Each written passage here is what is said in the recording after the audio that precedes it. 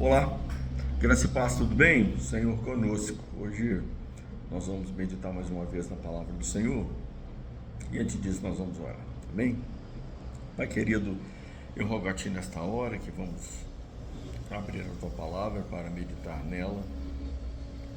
Eu peço ao Senhor que o Senhor fale através de mim, Senhor, nesta hora, e que cada um, Pai, que vai ouvir essa palavra seja confortado, liberto, abençoado, que receba o entendimento, o conhecimento do Senhor e que possa, Senhor, olhar para a própria vida e diante do Senhor, Pai, ver aquilo que é necessário, Pai, obter, adquirir, receber, para que seja livre, para que seja abençoado, para que seja alguém qualificado para estar na Tua presença adorada. É como lhe peço nesta hora, em Teu nome, em nome de Jesus. Amém. Eu gostaria de meditar aqui uma passagem que se encontra no livro de Reis, 2 Reis, no capítulo 20. E diz assim, a partir do verso 17. Disse: dias virão em que tudo o que tens em teu palácio será levado para a Babilônia. Todas as tuas riquezas que os teus antecessores acumularam até o dia de hoje, nada restará, diz o Senhor. Serão levados até mesmo alguns de teus próprios filhos, que tu gerares. Eles serão eunucos do palácio do rei de Babilônia. Então Ezequias disse a Isaías: boa é a palavra do Senhor que proferiste, pois ele havia entendido que haveria paz e segurança durante a sua vida. Prezados, essa passagem, ela é uma das mais intrigantes para mim. Uma passagem que retrata um egoísmo total, escancarado, explícito, uma falta de visão de vida, de sensibilidade da vida para com a vida, para com aquelas pessoas que são alvo do nosso amor, uma cegueira total, uma incapacidade de se doer, de se preocupar, de pensar em outras pessoas que não sejam em si mesmo, de clamar ao Senhor, de entrar na presença de Deus e se preocupar com alguém que não seja ele mesmo. Essa pessoa é Ezequias. Essa passagem que nós lemos trata-se de Ezequias após ser curado de uma enfermidade, ser acrescentado ainda a ele mais 15 anos de vida, uma grande bênção, né?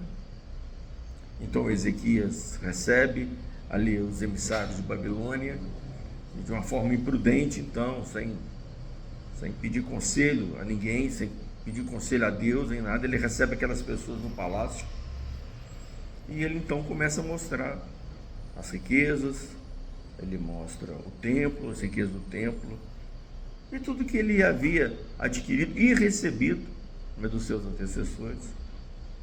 Ezequias mostra aquela pessoa. Então, após esses emissários de Babilônia ter voltado para casa, Ezequias então se encontra com o profeta Isaías.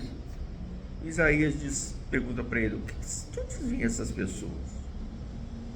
Ezequias então diz: olha, essas pessoas vêm de Babilônia, vieram aqui me visitar. Isaías então diz: mas o que você mostrou da sua casa, do reino para ele? Ezequias fala: mostrei tudo. Ele fala: olha, você cometeu um ato imprudente. E nós sabemos muito bem porque que Ezequias fez isso. Ezequias fez isso porque ele se envaideceu da riqueza, se envaideceu, né, de coisas próprias ali da sua vida, as vitórias alcançadas, né? O relato ali do reino de Ezequias: a Síria veio para invadir Jerusalém com um forte exército, e a Síria foi derrotada, o Senhor os desbaratou. Então, na história de Ezequias, havia muitas conquistas importantes. Ezequias, já passado algum tempo, Ezequias muito doente, e o profeta diz para ele: ó, Ezequias, prepara suas coisas aí, porque você vai morrer. O Senhor vai te levar. Aí Ezequias, então, na cama dele ali, triste, vira para a parede, começa a orar e fala: Senhor, me dá uns anos de vida aí, eu sou jovem, eu sou novo ainda, gostaria de viver mais. Então o Senhor ouve a oração de Ezequias e concede a ele mais 15 anos de vida. Então Ezequias era uma pessoa muito abençoada. Muito abençoada. Mas ele fala uma coisa aqui, queridos, depois desse episódio dos emissários de Babilônia. Isaías, então, o profeta Isaías fala da parte do Senhor e fala: olha, Ezequias, chegará o dia em que tudo aquilo que você mostrou para os emissários de Babilônia será tomado. Babilônia invadirá Jerusalém e vai levar tudo. As riquezas da casa de Deus, vai levar as riquezas que você recebeu do reino dos seus antepassados aí, e até os seus filhos serão levados e serão feitos eunucos na casa do rei. O que Ezequias responde? O cúmulo do egoísmo, da insensibilidade, da incapacidade de sentir a dor até daquelas pessoas que ele amava. A insensibilidade de Ezequias era tão grande, mas tão grande, que ele vira para Isaías e fala assim: pai, boa essa palavra. E por que ele falou que essa palavra era boa? Porque essas coisas, esses horrores todos, quando viessem a acontecer, ele já não estaria mais ali, já teria morrido. Por isso que a palavra é boa, ou seja, eu não vou sofrer nada disso. Eu fiquei pensando nessa palavra, incrível, incrível, porque ela é absurda, absurda. E nós, durante a nossa vida espiritual, nós ouvimos e aprendemos e até falamos que nós temos que nos parecer com Cristo, temos que ter a imagem de Cristo, temos que ter a mesma palavra de Cristo, a forma de pensar de Cristo, devemos ser a imagem de Cristo. Mas eu pergunto, com quem que muitas vezes nós nos parecemos? Você, olhando essa história, com quem Ezequias se parece nesse egoísmo todo, nesse egocentrismo todo? Com quem Ezequias se parece? Com Deus ou com o diabo? E essa palavra deve nos fazer pensar na nossa própria vida, porque Ezequias perderia tudo, todas as riquezas, tudo que Ezequias havia ganhado, havia recebido de herança dos pais dele, dos avós dele, do rei Davi, do rei Salomão, uma história inteira de pessoas que lutaram pela presença do Senhor, lutaram por Israel. Toda essa glória seria levada embora, até os próprios filhos. E Ezequias diz que essa palavra é boa. Em que essa palavra é boa? Em que? Não, essa palavra não era boa. Isso nos faz refletir na nossa própria vida. E eu pergunto, com quem nós nos parecemos? Com quem nós pensamos, nós fazemos, nós falamos? Com quem que nós nos parecemos?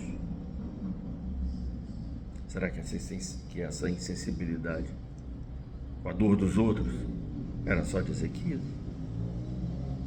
O período de chuvas aqui já começou. Daqui a pouco vai se repetir a história de sempre.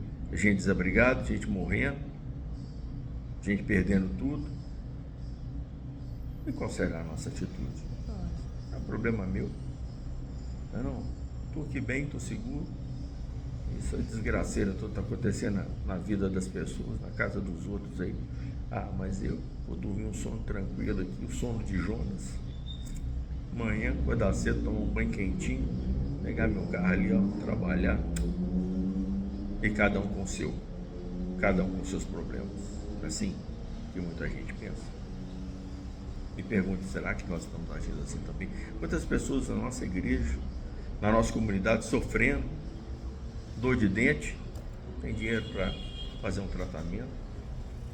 Quantas pessoas, pais de família, no leito de hospital, tá lá, os filhos passando necessidade, os filhos na casa de parente, vê lá, muitas vezes a esposa lá, cuidando de filho sozinho, marido aí, ó, né, coloca filho no mundo e desaparece, como é muito comum na história de muita gente. Mulher batalhando sozinha, o filho sofrendo, padecendo, fazendo as tripas do coração para poder estar ali, manter casa, manter o menino, sem ajuda muitas vezes de ninguém. Quantas pessoas sofrendo, querido? Quantas pessoas sofrendo de múltiplas coisas, idosos, né, sendo maltratados nas suas próprias casas, idosos e julgados em asilo, como se fosse algo indesejável, não é não? Fatos da vida. E qual é a nossa posição em relação a isso? Qual? O saber que perderia suas riquezas, seus filhos a quem ele colocou no mundo ali, seriam escravizados. Ezequias achou que essa palavra era muito boa, porque ele não veria nada disso acontecer. Sensível ao ouvir algo assim, o que Ezequias deveria ter feito? Eu errei, eu fui vaidoso, achei que eu era alguma coisa aqui, né? Achei que eu era grande demais, achei que eu era poderoso demais, fiz uma bobagem aqui. Entrar na casa de Deus e rasgar o coração dele, como ele fez quando o rei da Síria disse que invadiria Jerusalém. O que Ezequias deveria ter feito? Virar a cara para a parede e orar e clamar ao Senhor pela sorte dos seus parentes, pela sorte de Israel, pela vida de Israel, dos seus familiares. Virar a cara da parede e clamar ao Senhor como ele fez quando ele estava doente. Mas sabe por que ele não fez isso? Porque essas coisas que iriam acontecer não atingiria em nada. Ele era o responsável por essas coisas acontecerem. O reino dele estava sob a responsabilidade dele, o bem-estar da população, o bem-estar de Israel. Mas que ele não se incomodou. Ele provocou essa situação, mas para ele tanto faz, porque ele não estaria ali para responder por isso, sofrer por isso. Porque era um, né? Eu usei a palavra responder, mas nem ia responder nada, porque ele não ia padecer. Esse Ezequias tinha culhões, brios para responder por alguma coisa. Ezequias, um homem abençoado por Deus por mais de uma vez. Por mais de uma vez. Ezequias faz um papelão desse. Por quê? Vaidoso, orgulhoso. Não, quantas vezes, querido, quantas vezes o orgulho e a vaidade nas nossas vidas então nos levando à desgraça, levando tanta gente à pobreza, levando tantas pessoas à destruição familiar, mas gente que não se sensibiliza. Muitas vezes achando que os problemas que enfrentam, os fracassos que enfrentam muitas vezes, isso é culpa de outro. Isso é coisas da vida, né? Nós, queridos, que ouvimos cotidianamente que nós devemos nos parecer com Cristo, nós não podemos aceitar de nós mesmos uma atitude assim, uma atitude dessa, que leva não somente a gente, mas tantas pessoas ao nosso redor para a desgraça, para a pobreza, para a tristeza, para as desilusões. Tantas pessoas que nós tínhamos por obrigação e temos por obrigação interceder, ajudar, mas que simplesmente nós viramos as costas. Era o que Ezequias estava fazendo. O que Ezequias estava falando era: não estou nem aí, isso não é problema meu. Eu não vou estar aqui não, que esse negócio não acontecer. Olha, boa é esta palavra. Então tá, gente passando necessidades, mas eu não estou. problema dos outros. Tantas pessoas em situação aflitiva, não é problema meu. E quantas pessoas que não estão percebendo que elas mesmas estão não apenas destruindo os outros, mas destruindo a si mesmas. Interessante. Que muitas vezes podemos falar, ora, quero me parecer com Cristo, mas muitas vezes nós estamos no sono de Jonas. As tribulações, as tristezas, as desgraças da vida acontecendo ao nosso redor, a gente insensível como Jonas. Nós estamos muitas vezes provocando tantas tristezas a tanta gente, provocando dando às pessoas tantos motivos de se sentirem constrangidos por aquilo que fazemos ou falamos. Nós estamos insensíveis. Não sinto. Era como se a gente pisasse no pé machucado de alguém e a pessoa reclamasse ali, ai, ai, ai, ai. E a gente, ai, por quê? Não doeu nada em mim. Não doeu nada em mim. Não é problema meu. É mesmo. Então, queridos, a palavra de hoje nos deve fazer refletir que se parecer com Cristo necessariamente quer dizer sentir a dor dos outros. Porque o Senhor Jesus veio aqui e o fardo, a penalidade do pecado, que deveria ter sido nós a responder por ela, quem respondeu por ela foi o Senhor Jesus. Os nossos pecados cravaram o Senhor Jesus Cristo na cruz. Então, que essa palavra de hoje te sensibilize, te faça pensar na sua própria vida, o que você está fazendo, com quem você está se parecendo. Lembrar de quantas coisas, mesmo que nós poderíamos ter evitado e que não evitamos. Não deveríamos ter falado e que falamos. Não deveríamos ter feito e fizemos. Tantos prejuízos, tantas tristezas que causamos. Hoje é dia e agora é hora de nós entrarmos no templo do Senhor.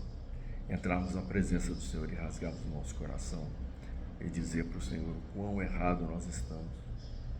E que de fato, Senhor, a boa palavra, o que é bom, é a palavra de bênção que vai restaurar tantas vidas, que vai enriquecer tantas vidas, que vai ajudar tantas pessoas. Essa palavra que é a boa.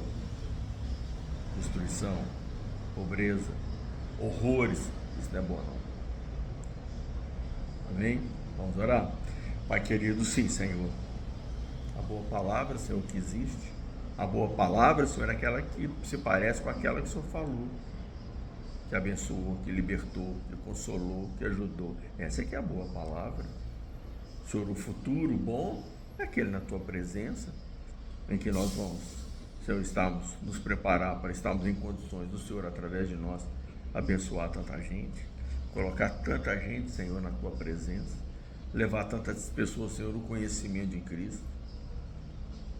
Senhor, isso aí é que é o bom. Mas, Senhor, em nome de Jesus, nós rasgamos o nosso coração na Tua presença nessa hora. Porque ao invés de estar fazendo bem a tanta gente, nós estamos fazendo mal a tanta gente. Deus, tem misericórdia da nossa vida em nome de Jesus. Não nos tira, Senhor, do caminho de Ezequias, da mentalidade de Ezequias, Senhor, da insensibilidade de Ezequias, das vaidades de Ezequias. Ó Senhor, e me coloca, Pai, com a palavra do Senhor Jesus. Me coloca na presença do Senhor Jesus. E sendo como o Senhor foi e é, eu rogo, Senhor, que o Senhor nos dê da Tua bênção, da Tua graça e continue nos comunicando da Tua palavra. É como lhe peço nesta hora, em nome de Jesus. Amém, igreja? O Senhor te abençoe. Valeu. Grande abraço para você. Se parecer com o Senhor Jesus, hein? Se parecer com o Senhor Jesus. Valeu.